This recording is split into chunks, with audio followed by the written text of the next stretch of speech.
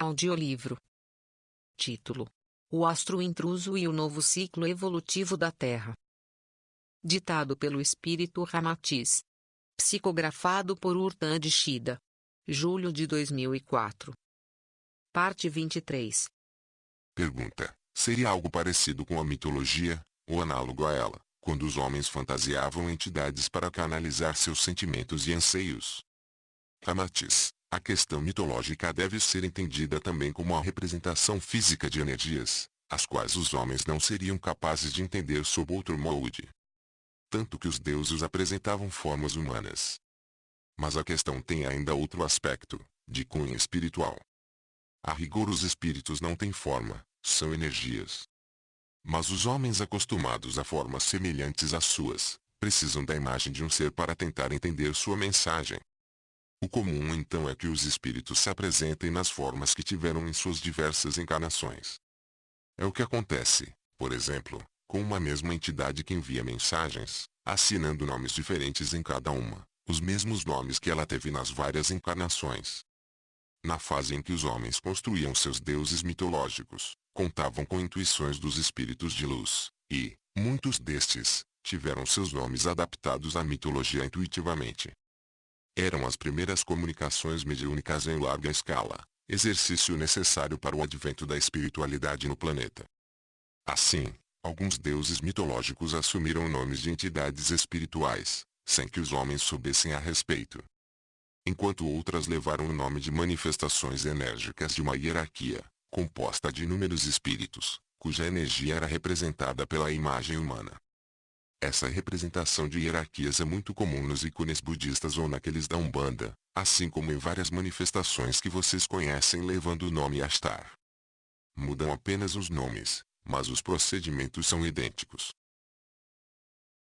Pergunta: então muitas entidades não existem, é isso? Resposta: muitas entidades que vocês achavam não existir com nomes mitológicos existem, e muitas outras que vocês acham existir são meras energias representativas de uma grande falange ou hierarquia. São, portanto, seres inconscientes e inconsequentes, cuja ação é um reflexo direto da mentalização da hierarquia espiritual que representam. Trata-se de uma referência para que os seres humanos possam entender sobre a vibração que elas emanam, o que não seria possível se esta vibração fosse apresentada na forma imaterial. Na próxima era da Terra, após o cataclismo, o processo de inúmeros deuses mitológicos, ícones, e outros se repetirá no decorrer do tempo, pois é um exercício primário necessário à compreensão crescente sobre uma energia cósmica. Devido à sua condição limitada, o homem só conseguirá entendê-la se a vir preliminarmente como matéria, em forma humana. E essa é também uma das finalidades das encarnações, buscar referências materiais para entender o imaterial. Pergunta: essa forma dada à energia seria uma criação virtual, personalizada, para que os homens a possam entender e canalizar? Ramatiz: a energia existe, apenas não pode ser visualizada do jeito que é porque, simplesmente, os homens não a entenderiam. As hierarquias espirituais criam então uma forma pensamento, que potencializa aquela energia aos olhos e sentimentos dos homens, justamente por ser dada a ela uma figura humana. Na prática, é uma elaboração virtual em forma de homem, que canaliza a mentalização dos seres de luz que a comandam e difundem. Pergunta: em termos de consequências para a Terra, o que dizer dos planos etéreos onde estão localizados os umbrais inferiores? Ramatiz: os planos que abrigam espíritos negativos, com suas moradas de aspecto sinistro e onda são praticados atos de extrema negatividade, ricos em essências de magias negras e de espectros de animais peçonhentos, os quais fluem para o corpo denso planetário, serão todos extintos pela passagem do astro intruso.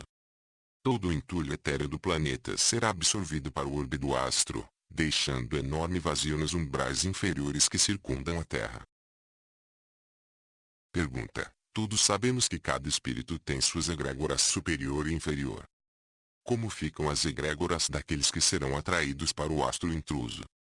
Ramatiz: egrégoras superiores, onde estão os mentores de cada espírito, seus mestres, guias e entidades afins, compreenderão, sem problemas, o significado do estágio que os espíritos terão no astro intruso. Sabem que isso é um passo na trajetória karmática de seus discípulos, e os acompanharão a partir de planos de luz, não deixando de atendê-los e de aconselhá-los. Já as egrégoras inferiores serão atraídas para o campo vibracional do astro, pois ainda estão ligadas mentalmente aos espíritos que seguirão com aquele orbe. Por essa razão, cada homem precisa entender que não tem compromisso apenas com a própria evolução, mas também com o exemplo a ser dado à sua egrégora inferior, porque seus atos também ajudarão a evolver, libertando seus espíritos para planos mais elevados. E isso explica ainda o porquê de muitos homens, algumas vezes, serem obsediados pelos espíritos de sua própria egrégora, pois, ao não apresentar comportamento adequado, levam aqueles espíritos a cometer faltas similares por sintonia e consequentemente ao sofrimento, tornando-os desejosos de vingança e de cobranças. Pergunta: mas as egrégoras inferiores dos que permanecem na Terra não são habitantes dos umbrais inferiores que ficam vagos? Se esses umbrais forem destruídos, ou melhor, imantados pelo astro, essas egrégoras também não estão condenadas a naudos infortúnios. Ramatiz: os espíritos que ficarem na Terra ou em torno dela, portanto têm boa índole, automaticamente protegem suas egrégoras inferiores pelos seus atos, transferindo para elas bons ensinamentos e vibrações.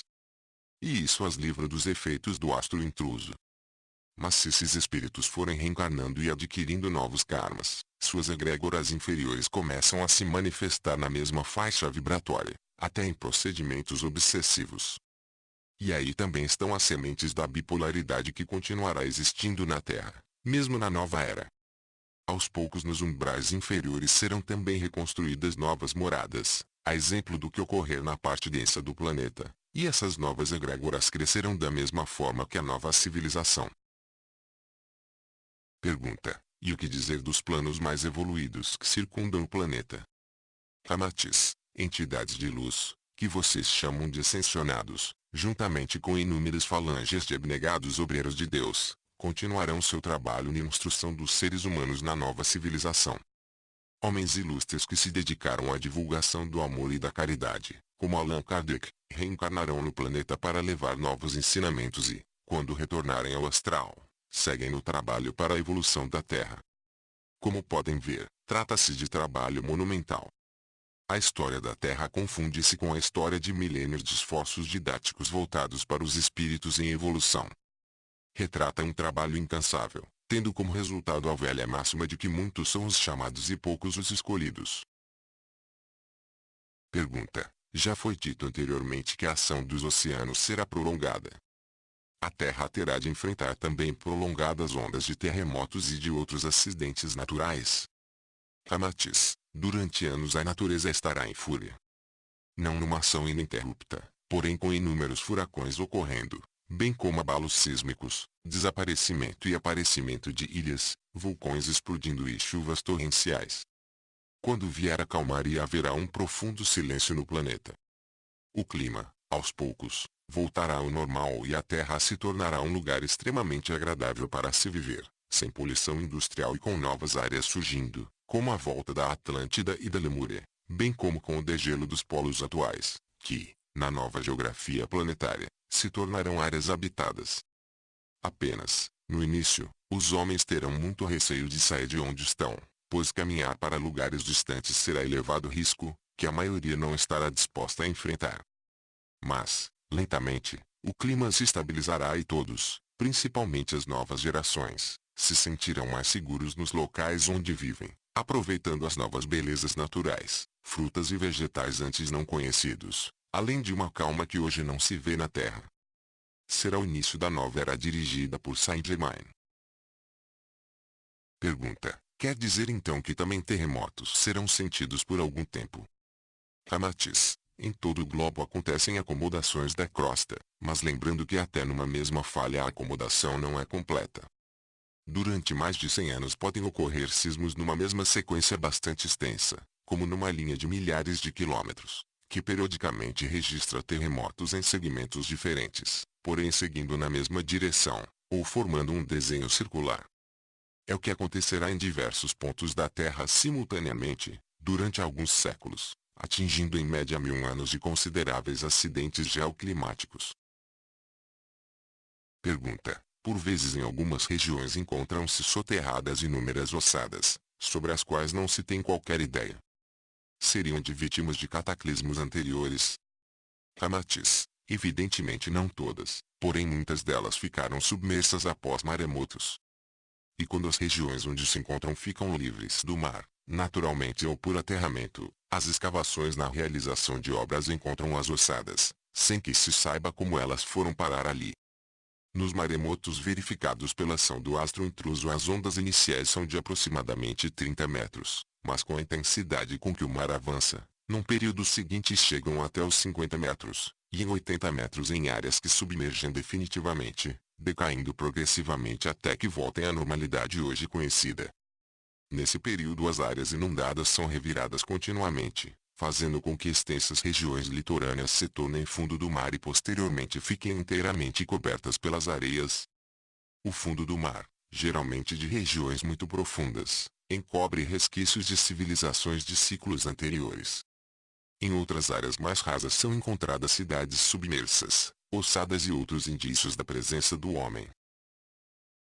Continua na parte 24.